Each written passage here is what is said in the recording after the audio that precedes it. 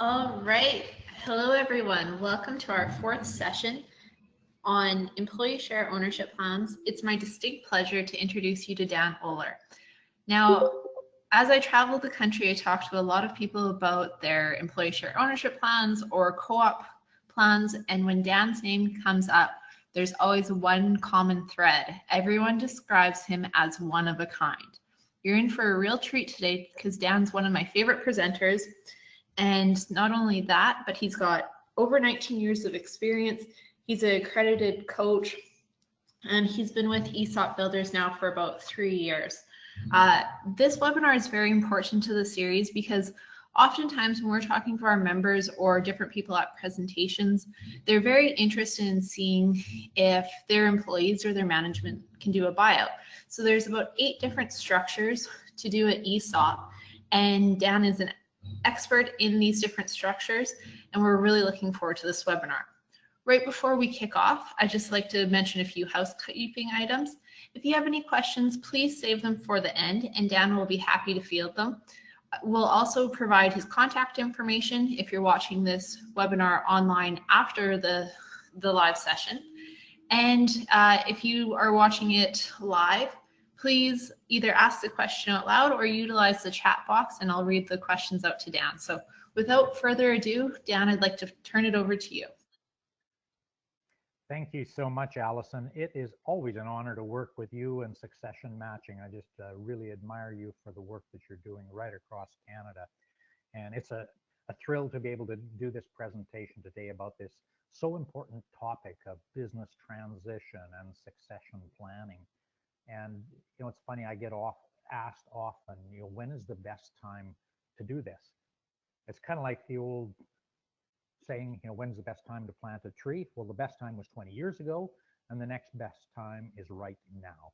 So that's what we're going to look at here today, is this business transition, and particularly in regards to using an employee share ownership plan or an ESOP to help with this transition process, to maximize value in the business, to create that legacy so the business carries on for the long term.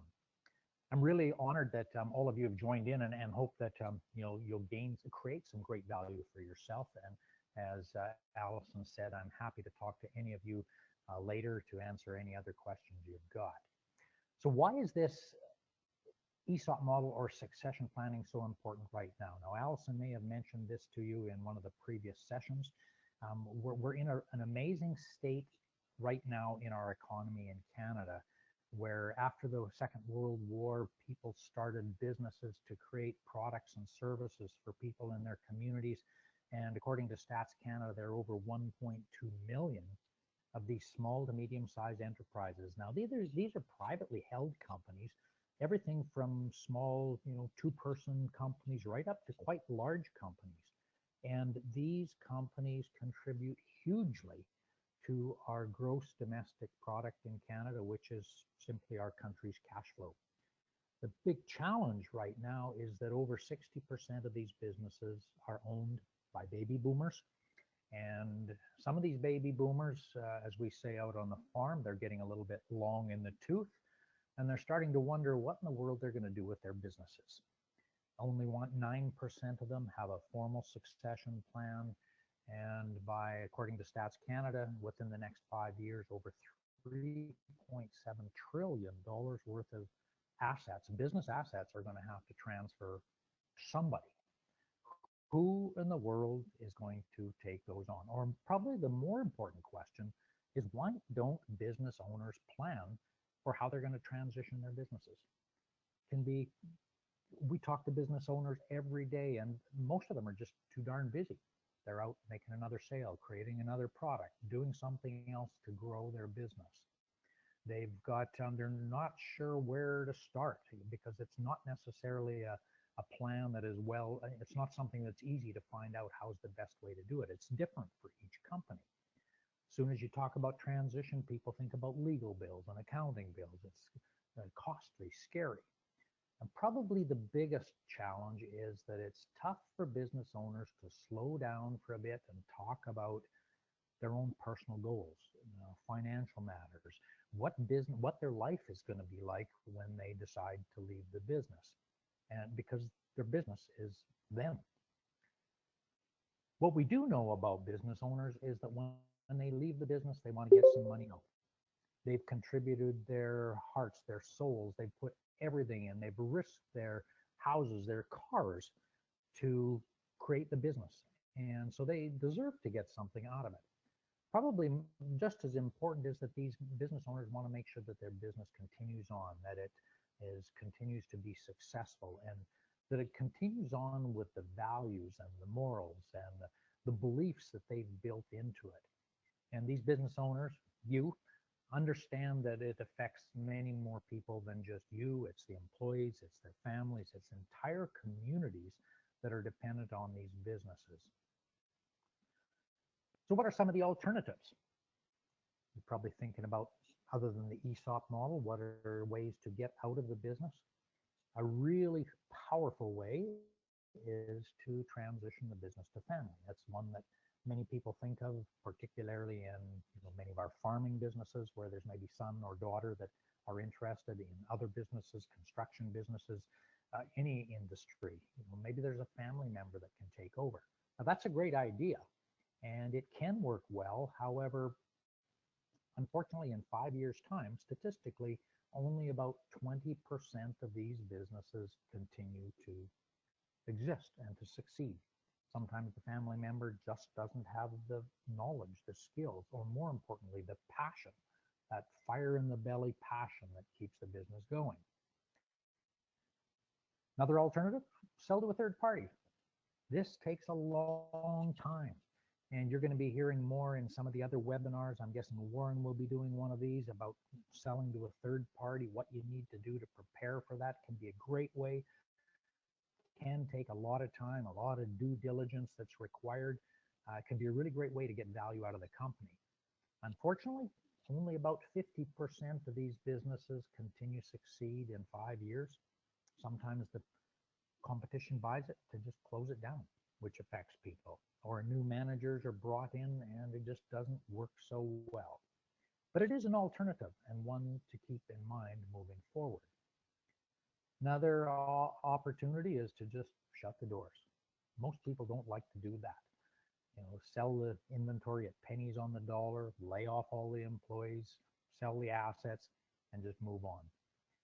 The other alternative, which we're going to really explore a little deeper today, is this idea of employee share ownership plan, or an ESOP, where over time, the employees who have been a huge part in making the business successful anyway, they're able to purchase into the company and to eventually take over the controlling interest of the company. So what is an ESOP? If you've got a screen there, here shows a definition, I'll read it. It's a formal plan made available to eligible employees, which allows them to participate in the long-term value growth of a business through the purchase of an ownership interest. Some key pieces to this. One is that it's for eligible employees, and there's some criteria that's developed about who is eligible. This is about long-term value growth. This is not day trading. It's not penny stocks. It's not investing on the Toronto Stock Exchange. This is about the employees buying in, usually on an annual basis, where they buy more shares. They continue to work their jobs. They continue to make their wages. And at the same time, they're building a nest egg so that someday down the road, when they decide to leave or retire, they built up some net worth that's there for them to enjoy. There are not many employees that can say that they can do that. How do they do it? Well, they actually have to they have to have skin in the game. They've actually got to buy some shares to get this ownership interest, which is a key piece to why these work so well. So why in the world would a business owner even consider this? Rather than an outright sale where the owner would possibly just walk away, this allows the founder to exit on their own time and their own terms. They can transition out over 3 years, 5 years, 10 years or more. I'm working with some companies right now where the owners are in their early 30s, and yet they're already planning their transition and how they can share this out to the employees over a long period of time. It can be a great way to allow family participation. If some of the family members are working as employees, it allows them to buy in just as the other employees do. and to still go ahead and use their expertise as well. ESOP provides some, as long as the owner is selling some of their own shares, it allows them to create some instant cash that they can use for whatever they want. They're selling some of their equity in the company, and they can use that cash, get some of the money out. It allows the employees to become more than owners. So yes, they buy shares, they're invested financially, but they're engaged and invested socially, emotionally, intellectually, maybe even spiritually into the business, where they see the business differently. They're more engaged, they start to treat it differently, and will make different decisions every day that can help the company to grow, simply by small daily decisions they make. The idea is that they get to share in the rewards down the road and share in the risks as well. An ESOP can be an incredible way to attract and to retain employees. As far as the retention, it rewards the employees for their great behavior, for their great work. It can be a great way to attract employees, especially now in this, with our younger generation that are becoming a larger part of our workforce. Many of these people look at their jobs as much more than a job. It's part of their life. It's much more purposeful and meaningful than just a job. It's a career, it's a calling. When employees start to make different decisions to treat the business more like their own, naturally it improves their individual performance, which leads to increased growth and profitability for the company, which means increased share value, which means their nest egg tends to grow. It enables the owner to share that success with the employees on an ongoing basis. Now, one of the things that can be done if the owner is not selling their own shares, the flexibility of this is that they can create some new shares, some treasury shares, in which case the money stays in the company and it can be used for expansion, maybe buy another piece of equipment or to expand to a new location. So that money can be used by the company to grow. And this can set a really solid foundation for a third-party sale at some time down the road. We're finding, and Allison can attest to this, we're finding with people who are looking at investing in companies, buying companies, there's a greater appetite for companies that are employee-owned because of the stability and the ownership thinking that's created there. So how does all this work? Really, there are three ways, or a combination of three ways, that can work for a company to create an ESOP. One is to sell equity shares, where the employee is actually buying stocks. They're buying shares in the company. Another alternative is where the company sells equity value units to the employees. Now, a unit is similar to a share. It's what they would call notional equity. So it's not illegally a share. However, the employee is still buying into the company. Now, this oftentimes happens where a company is maybe not willing to, the owner's not willing to dilute their shares, or they maybe don't feel quite comfortable about sharing financial information, so they will sell equity value units instead. Another way is to grant the employees share options. Now, this is a neat twist because the owner then is giving the employee the right to buy some shares at some point down the road, maybe 3 years, maybe 5 years, at today's price. So as long as the employee is continuing to do their great work and really taking an ownership interest in the company and the share value increases, they then have the right to buy those shares later on at today's price. Not Walmart, but at a reduced price to what the shares would be worth down at that point. So it can be one of these alternatives, it could be two of them, it could be a combination of all three of these. But how do we know which is the best way for the owner to take? Well, we work in two different stages at ESOP Builders. The first stage is simply about feasibility. So before the owner goes off to lawyers and accountants, let's find out if this ESOP is even an alternative that will work. Typically, this stage one, this feasibility assessment, takes 3 to 6 weeks, where we go in and we have some private and confidential interviews with the owners, with some of the key employees, to find out what the appetite is for an ESOP in the company. We look at how the company is structured and a valuation of the company, what it's worth, to make sure that it's feasible to move on. Look at the financial statements, and more than anything, the culture, to find out if the culture is in a good enough spot so that an ESOP could be a good model that would work. The second stage, the first stage ends with a report of everything that we've learned, what we found out, and some recommendations of what might be the best ways to move forward. Now, at that point, the owners get to say, yeah, let's move ahead based on those recommendations. They may say, let's tweak this a little bit based on what we've learned. Or they may say, you know what, this is just not going to work for us, and let's just stop the process. Now, assuming that the feasibility shows that it's a worthwhile thing to do, we move into stage 2, which is the design and the communication, getting a final valuation, all of the legal components, and most importantly is the training and the communication and engaging the employees so that they're a part of this and they've had some say in how this is designed. Now, there are a lot of really key factors in this part.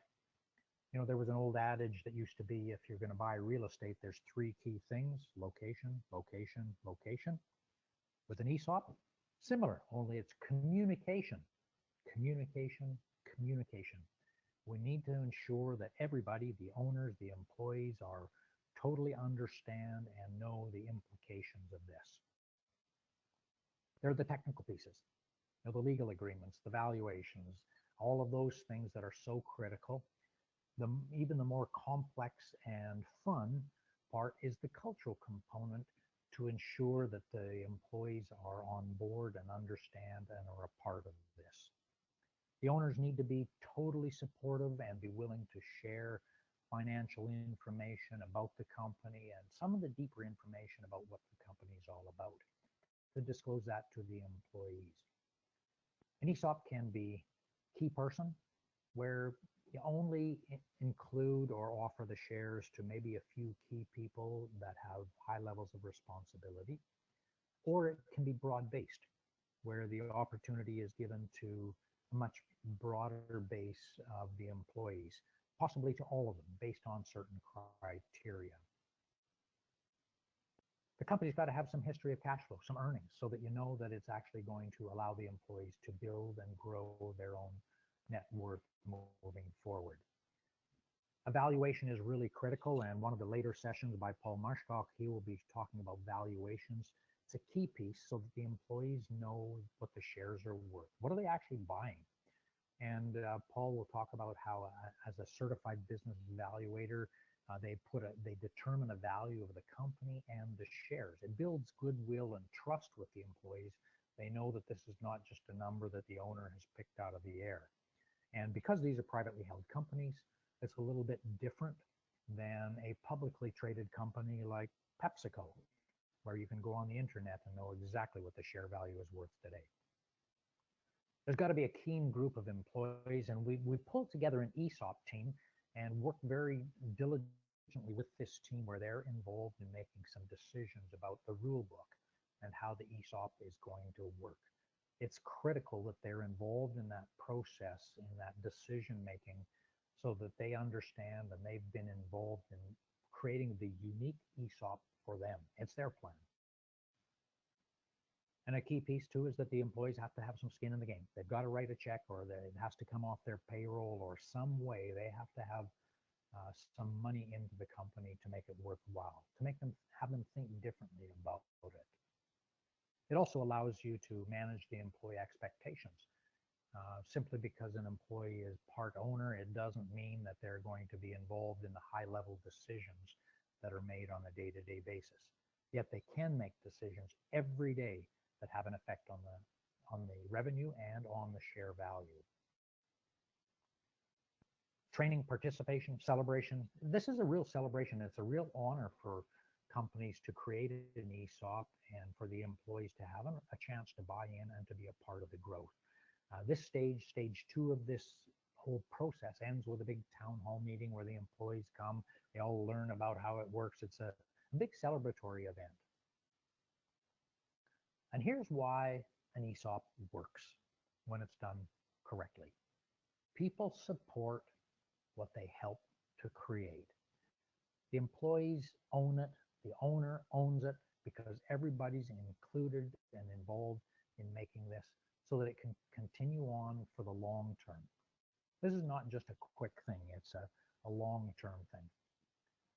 If it's done properly, it's got to be financially rewarding for the employees. They've got to see that as they work hard, that there's going to be value for them down the road. Because these are typically on an annual basis, the share offering is done once a year. It's fairly easy to administer. It doesn't mean you have to hire somebody else to administer this. One of the people in the company can take care of it. It integrates really well into the existing culture and in fact enhances the culture and could be a really solid base to an incentive program or fit with what you've already got in existence. There are actually 8 ways that employees can buy into at the company, and some companies will use a combination of these different 8 ways. Things like cash, they can write a check. It could be payroll deductions. It could be from bonuses. It could be utilizing our registered retirement savings plans or tax-free savings accounts.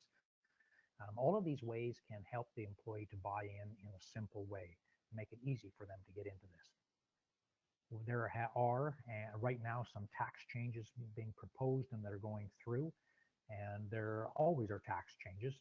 And so we want to make sure that this fits not only for the owner, but also for the employees down the road so that there are some tax advantages. And there are some really huge tax advantages right now, as long as the employee owns the shares for 2 years and then sells them to some other employee that's involved in the ESOP.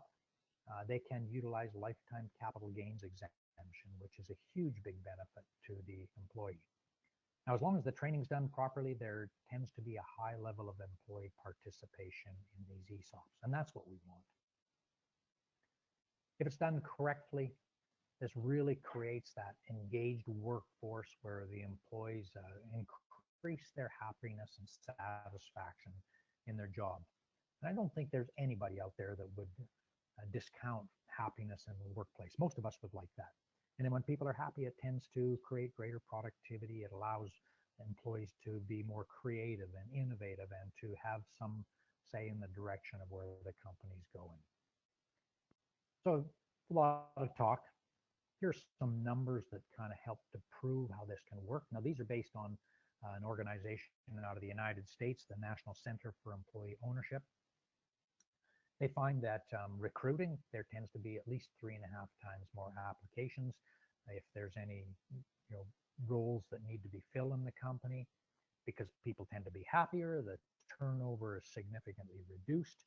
Productivity can go way up, individual productivity. Now, on the other hand of this, if it's a top-down program where the owners have gone to their accountants, their lawyers, they've created this program, they come back to the employees and say, here's how it's going to work, it can actually reduce productivity. But when the employees are engaged and involved, it tends to increase the productivity. Customer loyalty tends to go up because people tend to treat the customers differently.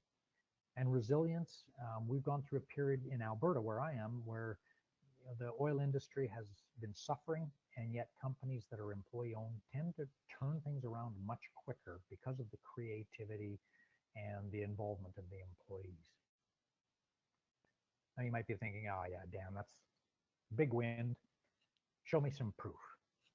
I invite you just to think about some employee-owned companies that you maybe know for just a moment. Here's some names that might come to mind. WestJet, little airline company out of Calgary, employee-owned. Now, it's publicly traded as well. However, the employees have a say. They are engaged and they have ownership in the company. Drive into any of our cities in Canada and you'll see some big cranes, Clark Builders, PCL Construction, Flynn Construction. These are all employee-owned companies doing very, very well. Friesens, a print shop in southern Manitoba. They've gone through some rebranding and are really using this as a part of their marketing. It seems to be working really well for them. Can Do Rail, another company out of Winnipeg. They've been employee-owned for a long time. They've got employees that are retiring and are leaving with $1 million checks. that where they've invested in the company and they're taking that away. Banff Caribou Properties, in an industry where employees tend to be quite transient, they now have 9 hotels. I believe that they're well over 800 employee owners in those hotels and doing very well. IQmetrics, IT company out of Regina, last year they were bragging about a 42% increase in their share value, largely because of employee ownership.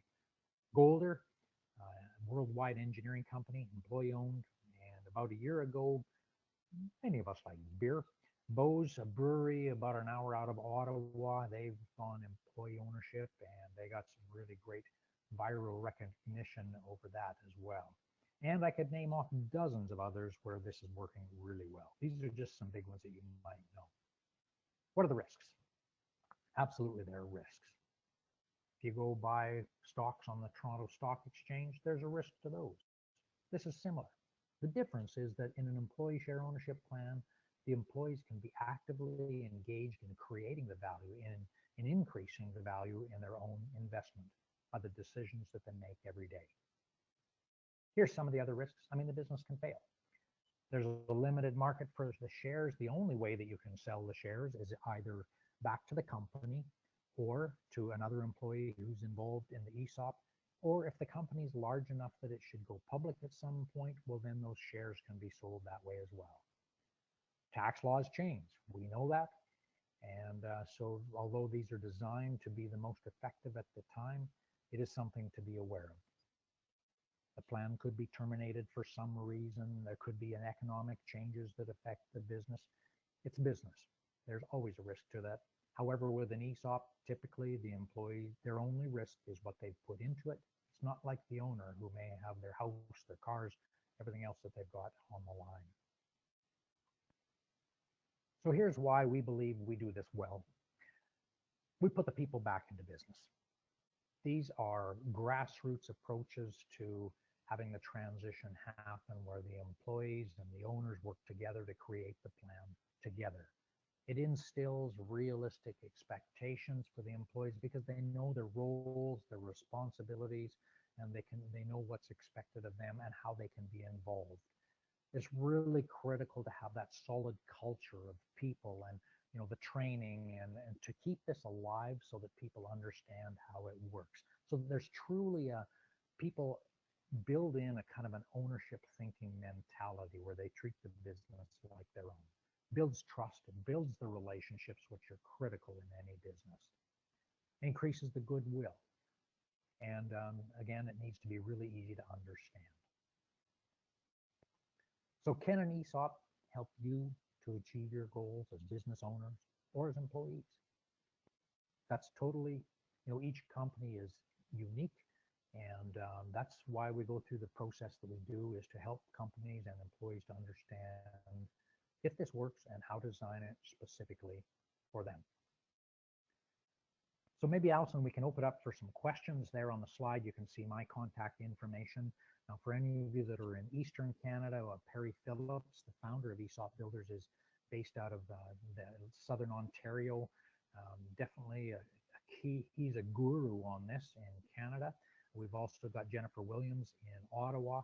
So the eastern part of the country is covered as well. There's a phone number there or you can go to the ESOP Builders website and you can learn a whole lot more about this.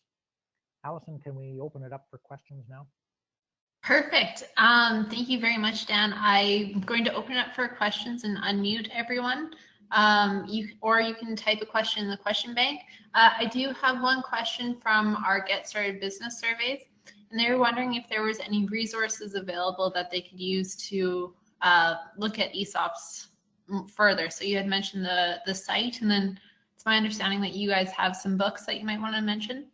Absolutely. Thank you, Allison. Yes, I invite you to go to esopbuilders.com, and there's a tab called Resources where there are lots of blogs and information there, exactly how this works, why it works.